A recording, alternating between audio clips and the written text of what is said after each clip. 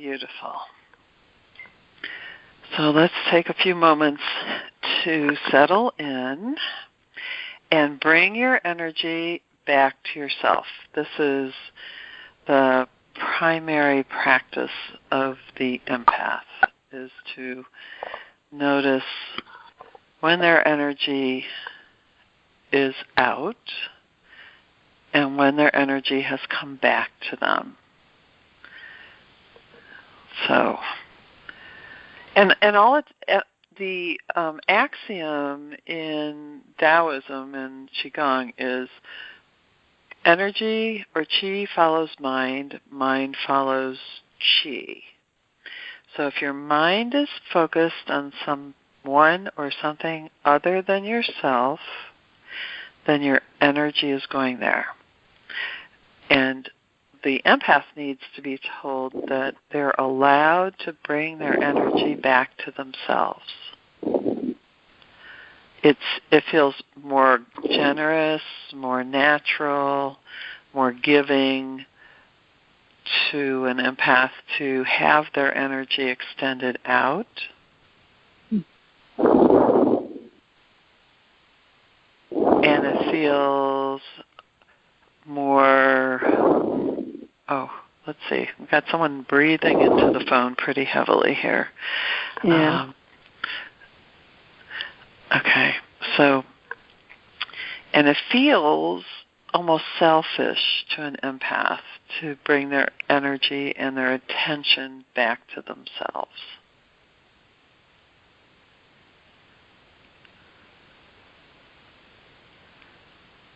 And so you have permission to bring your energy back to yourself. In fact, you have permission to make that your default energy signature. It's just paradoxical for an empath because it just feels so generous and loving to have your energy extended out. It's like a mother and a child. And that's natural. And in some ways, the empath's generosity with their love and their kindness and their embracing of energy is natural, but we need to know how to bring it back and be comfortable with the energy circulating within our own field and not take on the whole world as our child. So if you're a parent, it would feel real natural to include your children in your energy field. And then the empath extends that to every person and possibly everything, every animal, everything in the whole world. And that's not helpful unless it's purposeful from a higher place. The difference is that when we're doing this as empaths, we're using our personal energy to embrace the whole world or everyone and everything.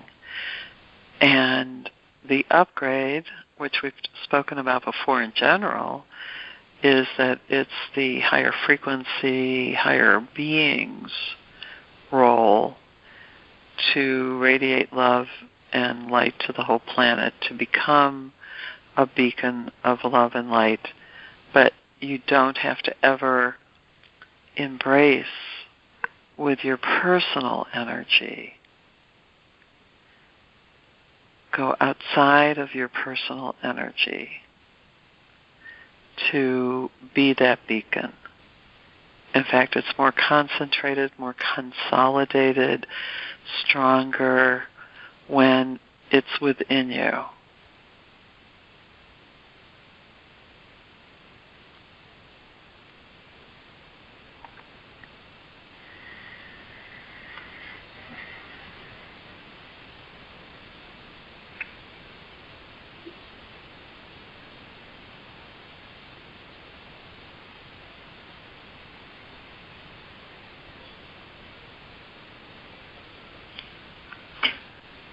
And so grounding so that you can feel your seat and feet, feel the energy connected to the earth, feel it flowing up your legs and through your body as you tune in. It's a way of concentrating your focus, your attention back to your personal field so that you can build enough energy to connect to your higher being or your higher frequency.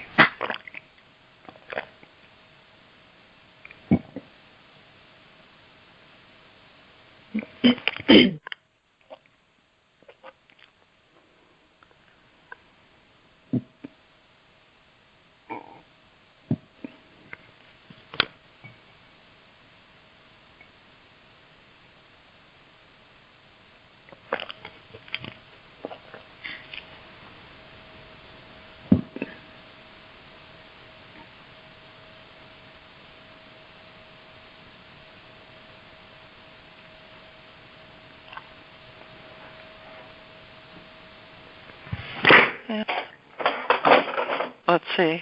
Whoever's moving around, do you want to star 6 your phone so that we don't hear it?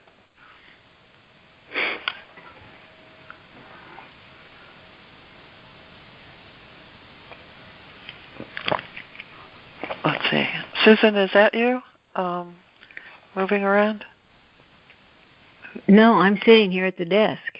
Oh, good. Okay. Whoever's moving around or moving the phone around, just star 6 and then we won't hear the sound. Okay.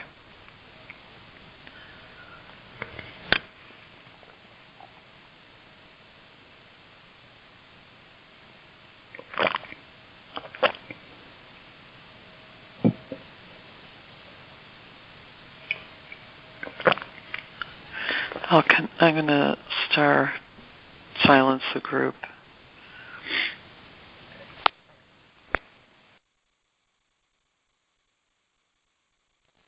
Okay.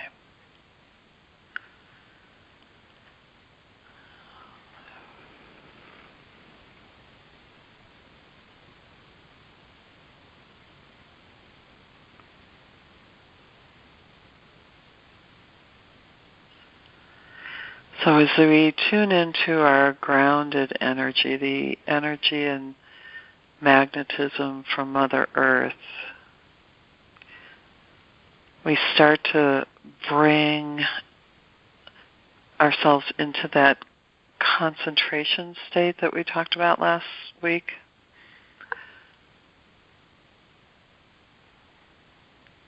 And again, it's very unnatural for the empath to feel totally drawn within and not reaching out in some form.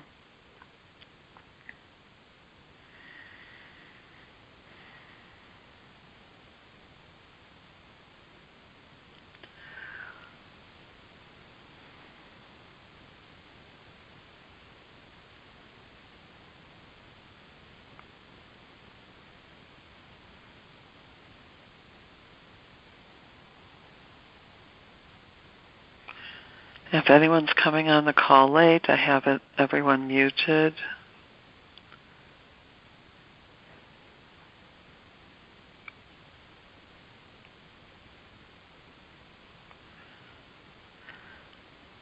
So as the energy flows between you and Mother Earth and the light comes in from Father Sky and the starlight, the cosmic starlight, allow yourself to open to healing,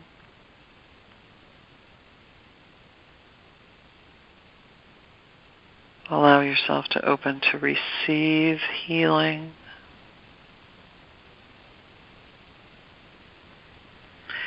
It occurred to me that in our grounding practice,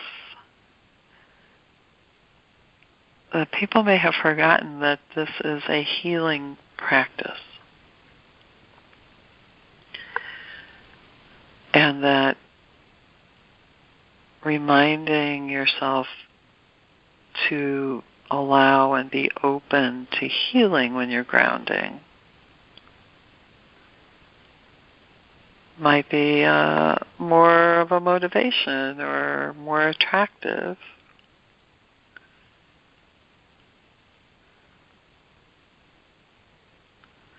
But there's something about knowing that you're allowing healing to happen. Just the thought of it opens you up in a way that you may have not been fully open to receiving before.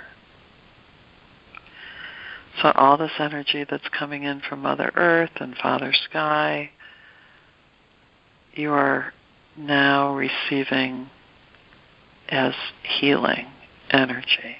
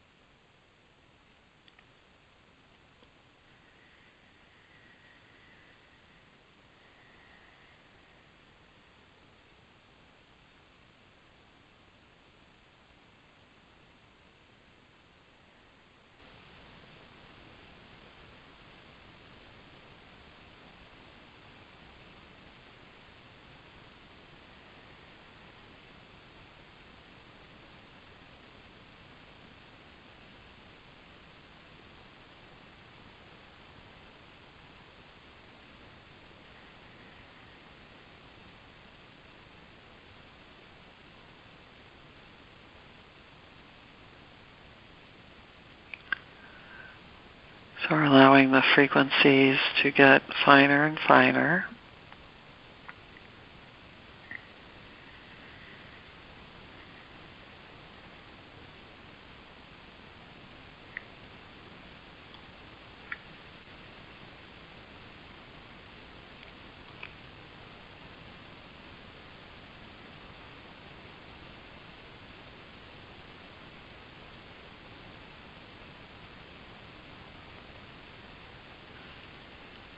And in this process, we start to disentangle from our attachments and connections to the outer world and draw within so that we can reconnect with our higher being,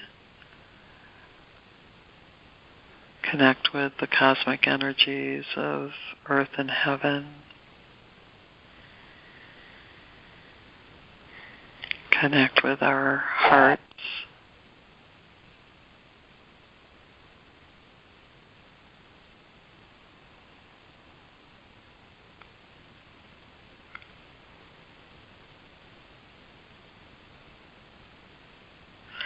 And since we're all on mute, you can feel comfortable not worrying about anyone else.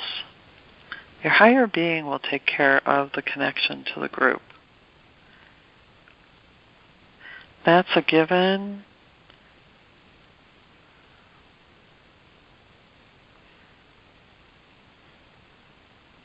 The Soul Connect happened in the gathering of the group. As empaths, you don't have to worry about the group. You don't have to take care of the group. You just want to take care of yourself right now, receiving as much healing and high frequency energies as you can open to.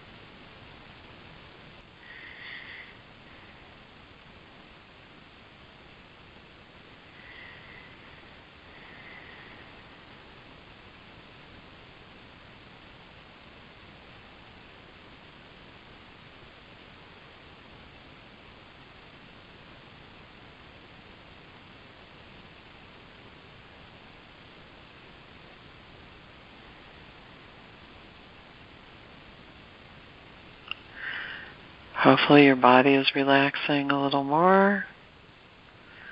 You're feeling more comfortable with yourself.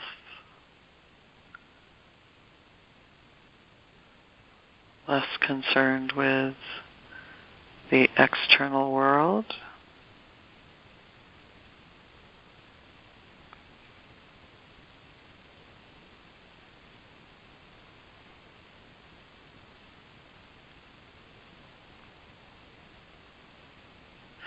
And we're building your inner energy reserves because empaths tend to get depleted very quickly during the day.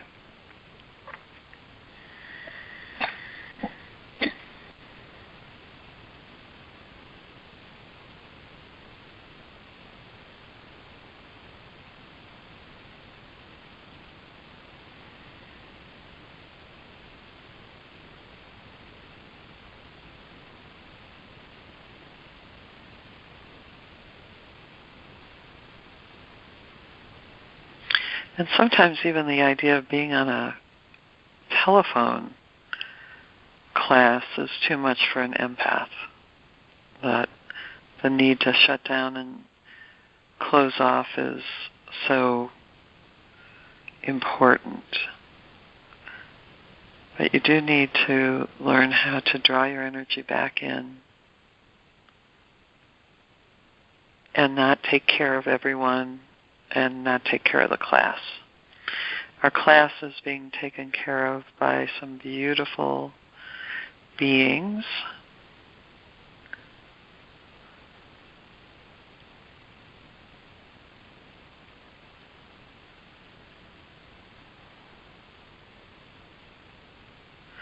Beautiful light frequencies, healing frequencies.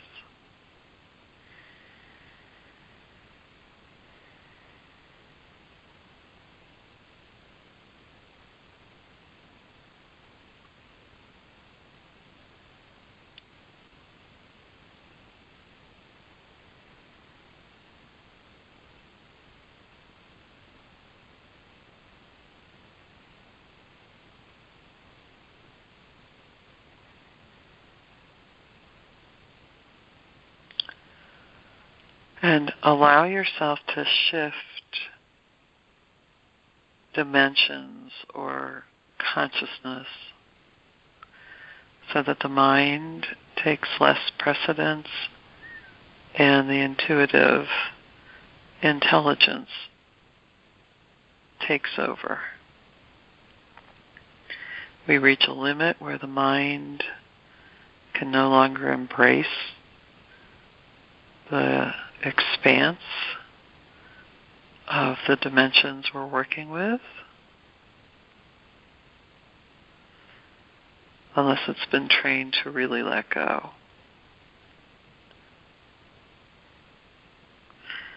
And allow yourself to not have to watch with the mind. Trust yourself and trust your energy.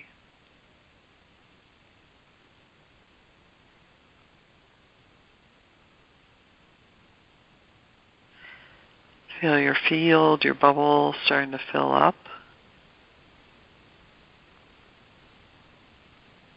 Without any leaks in it, it starts to have a great container for this beautiful energy.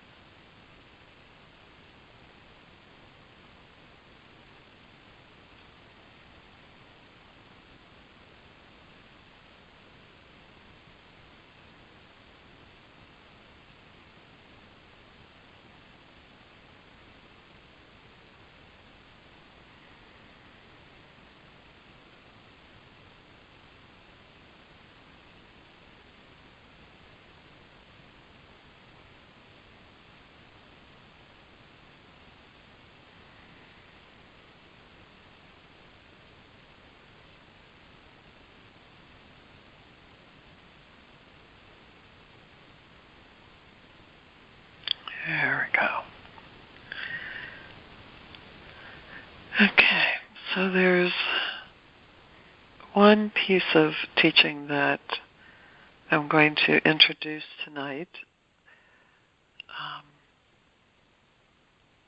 It's going to be a small amount of the teaching that we're going to explore further. And so I'm going to say it, and I want you to take it in energetically, not with your mind. I don't want you to start pulling it apart with your mind, trying to figure it out rationally. So it's like an attunement coming through energetically as a teaching. But it could engage your mind, and I'd like you to back it off from this for a while. So part of the constellation of being an empath involves many dimensions. Not just the physical dimension, not just the emotional or mental dimension.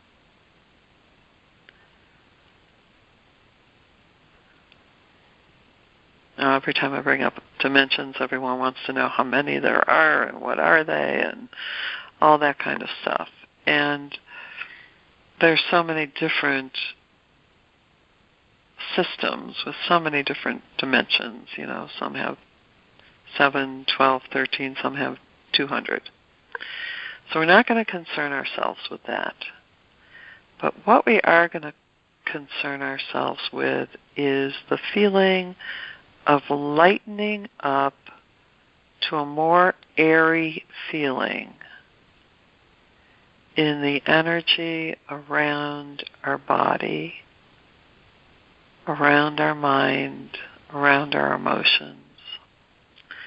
Allowing the light, the expansiveness, to take us into a more free-flowing, airy dimension, like free-flowing currents of water, free-flowing wind blowing through the trees.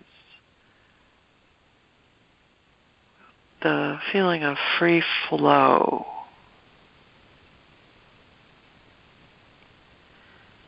Is something we want to begin to explore.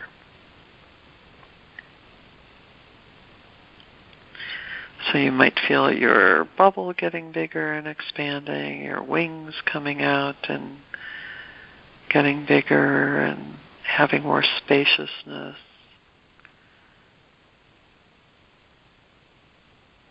Your body releasing more tension in order to have more spaciousness. And the bigger the space, the easier the flow.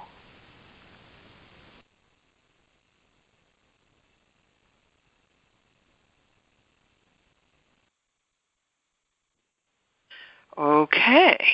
So we will have 2 recordings for this class. Okay. So, okay, we have heavy breathing by someone too again. Let's see, I can tell who that. Maybe. Now we don't have it. Okay. So I'm going to mute us again.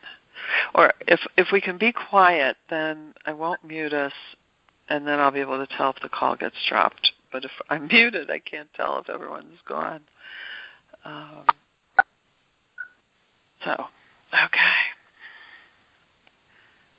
So was I clear throughout the grounding and getting to the higher frequency? Yes. Yes. Yeah. Yes. Okay. So it was when I started the new teaching, Mm-hmm. and I asked everyone to keep their mind out of it. Right. Yeah. Okay. Do you see how powerful? I mean, this really is an energetic, you want to blame it on technology, but this is the interface of consciousness and technology. And I'd like everyone to take the power back within them to understand that they impact the world, that you impact your surroundings, you impact how your car works, how your air conditioner works, excuse me, how everything physical interfaces with your consciousness.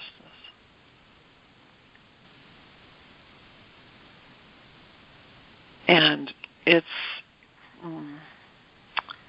sometimes it ends up being a heavy topic for us, like you take on too much burden and responsibility trying to understand that, spiral into like self-blame and self-loathing by saying, oh, I really, screwed this up or messed this up. I'm making a mess of things. You can't go there with that. The exploration of consciousness and matter has to be light. It has to be with a very light touch, a very intuitive touch, not with a heavy mind. The heavy mind stuff won't get you anywhere. You won't get understanding from it.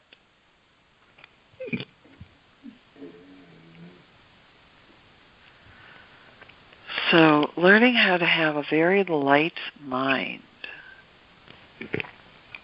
with a light touch is extremely important.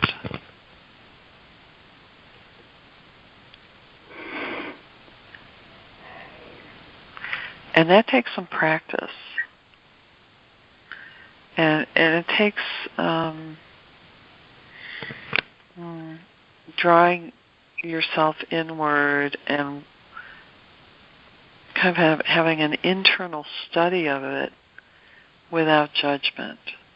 Let's actually have a conversation. Let's wait a few minutes before I bring the teaching through. Mm-hmm. Okay? Yes. Yes. And let's have what I'd like to hear is some more insights that each person has gleaned over the week. We had a few people write comments on the page, but I'm sure there's much more rich material out there that I'd love to hear shared with the group. So would someone like to start sharing the insight they've had for the week? I can start. This is Kristen. Great. I have really been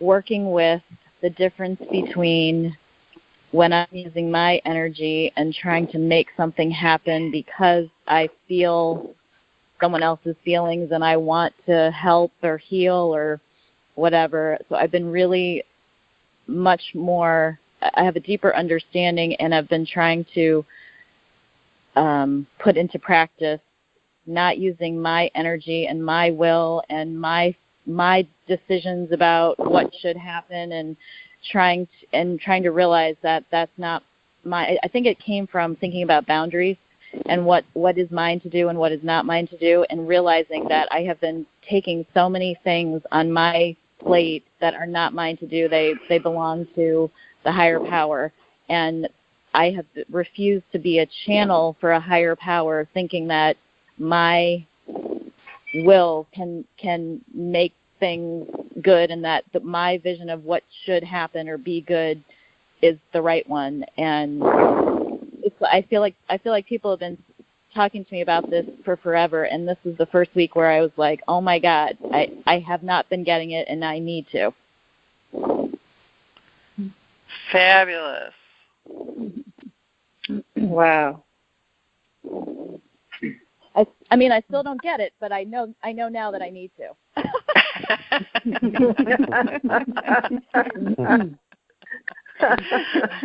and let me just ask you one thing, Kristen. Are the people around you happier for this?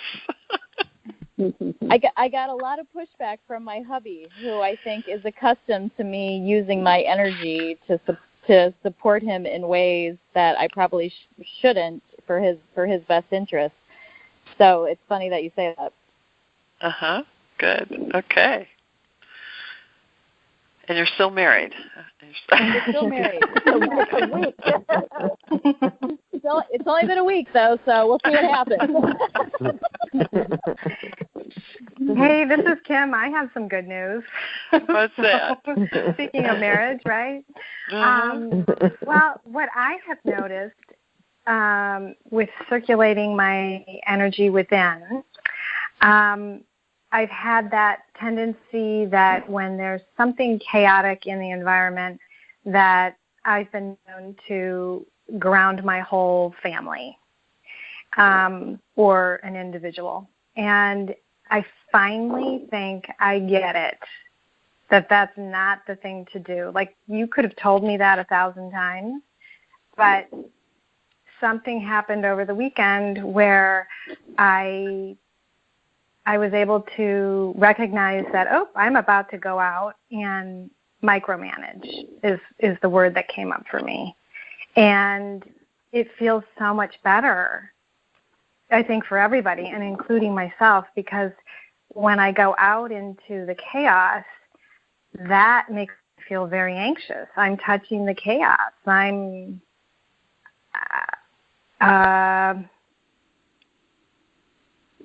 don't need to do that. So I think now I'm in this practice of recognizing when I am doing that and returning more. And I think I'm actually in the place of this is becoming a habit.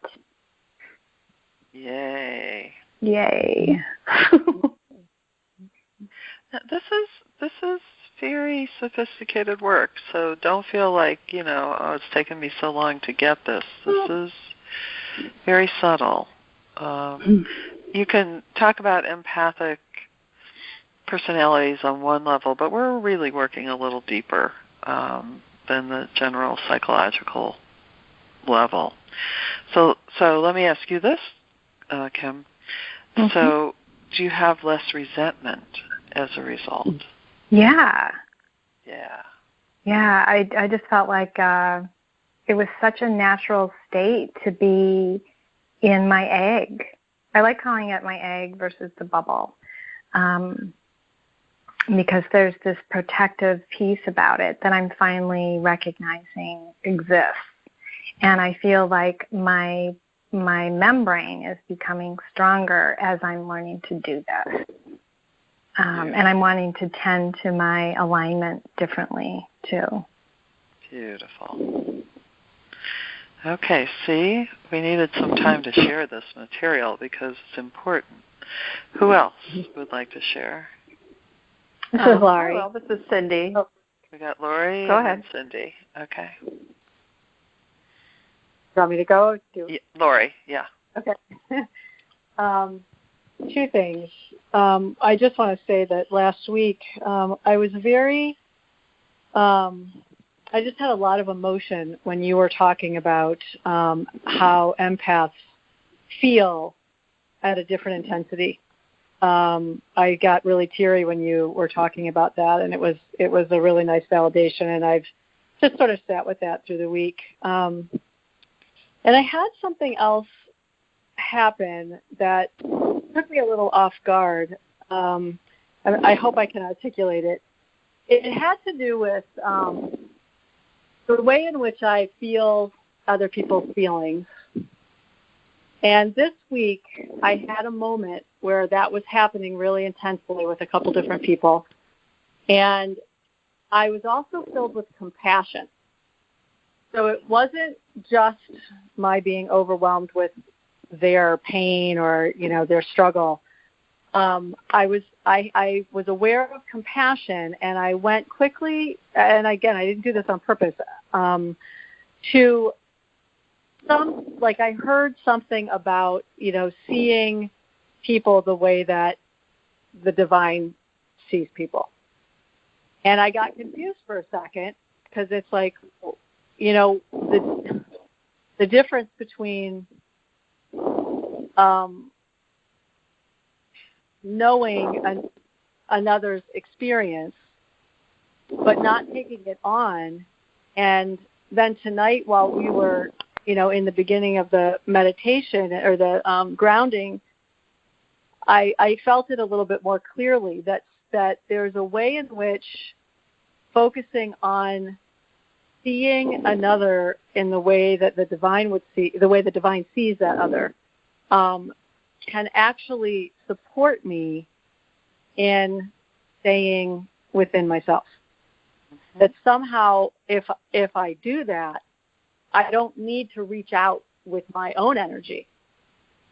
So this is still in process, mm-hmm. But mm-hmm. There's something there that I feel like is trying to come through for me about that.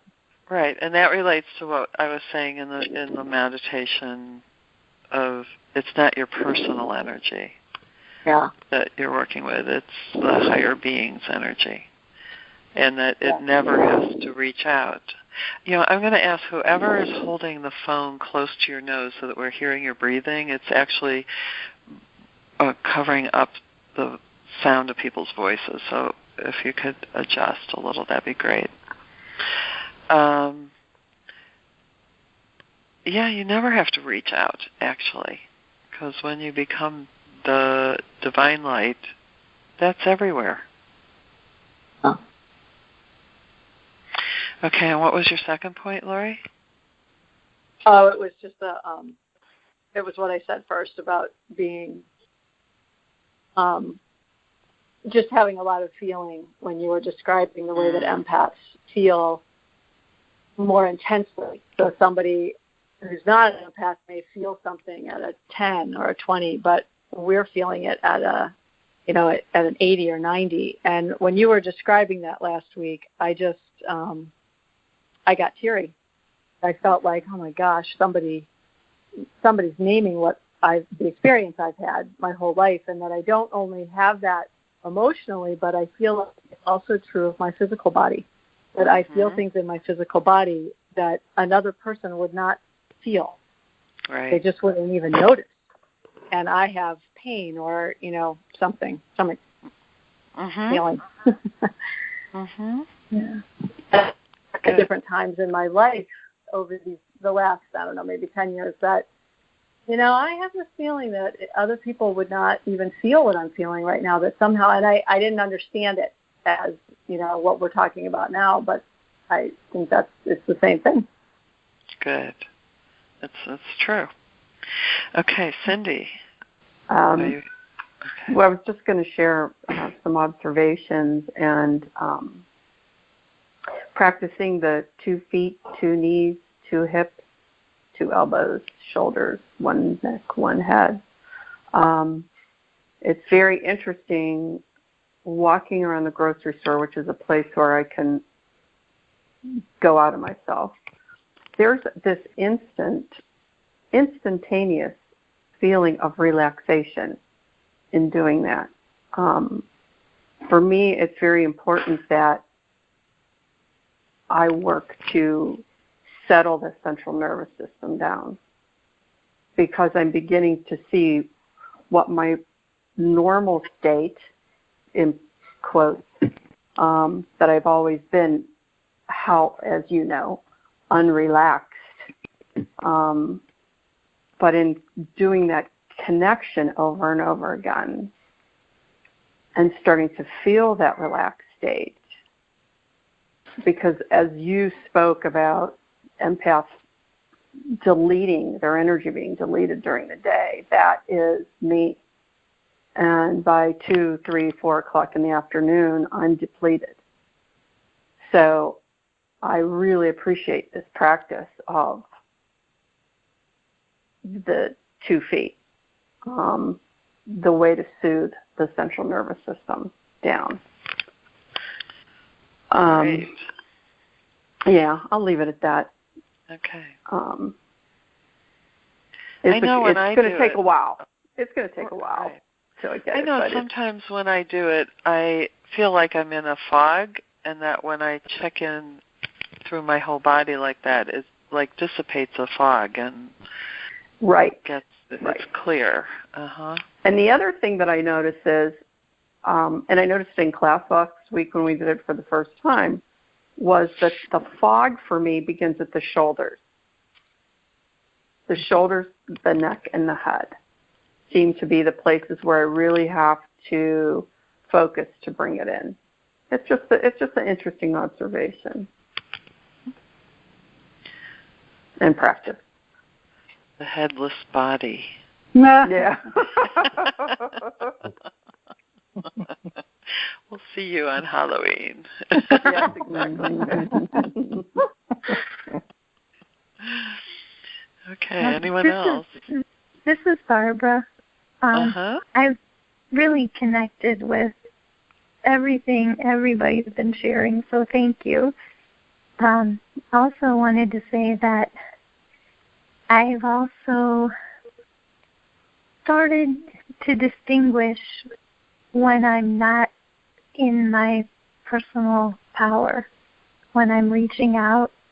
I'm starting to tell when I'm doing that and being able to catch it and work to bring it back in, which is huge for me. That's been very helpful. And what I'm also noticing is that as I've been doing that this week and I've become more aware of bringing that back in, I feel like I've had a lot. My intuition has been greater, and not anything that I'm aware of, but things that happen that I kind of know that somebody is going to call me right before the phone rings. And so it's nothing that I'm aware of, but I'm realizing that I'm getting more inside my own personal power instead of reaching out. I think things are just coming through to me, and I'm starting to realize what that is and to be aware of it a little bit. Excellent. Good. I know we sometimes being an empath starts out with a need to protect ourselves in the environment. If we've had a lot of early, and this is not to you, Barbara, this is to the whole group, but if we've had any early childhood trauma and we're sensitive, we can almost turn ourselves inside out so that everything is searching out around us. All those little cords and tentacles are testing the surroundings constantly to try to protect us from anything invading our space or body or mind or emotions. And it's almost as if everything becomes externalized to test the environment. Let's sit quietly and don't move around. Don't make a lot of noise. Okay, so we have to stay at this frequency. Let's stay in a little more silence here and a little more alignment. Okay, the frequency shifted now. It seems like whenever I talk is when the line gets bad, that I'm saying things that might be evoking too much of a response. Mm-hmm. I'm invoking the archangels for clearing all dimensions, any obstacles,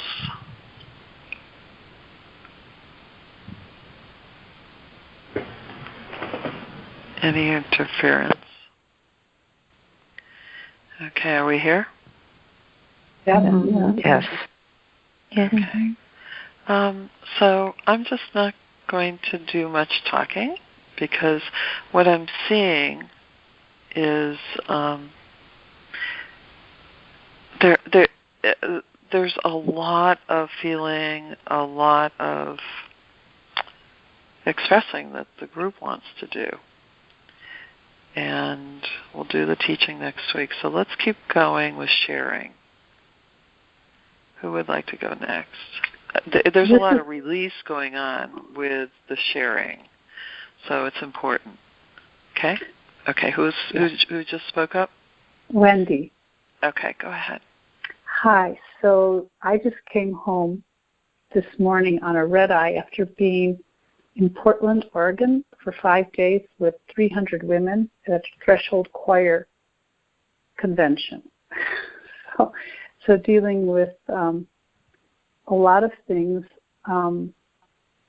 with that many women around and having my own issues about fitting in or not fitting in. I think the most poignant thing for me was being able to give myself permission multiple times during this time to really just let myself go off and be by myself and be okay with that, and noticing a lot of the shame that came up around that.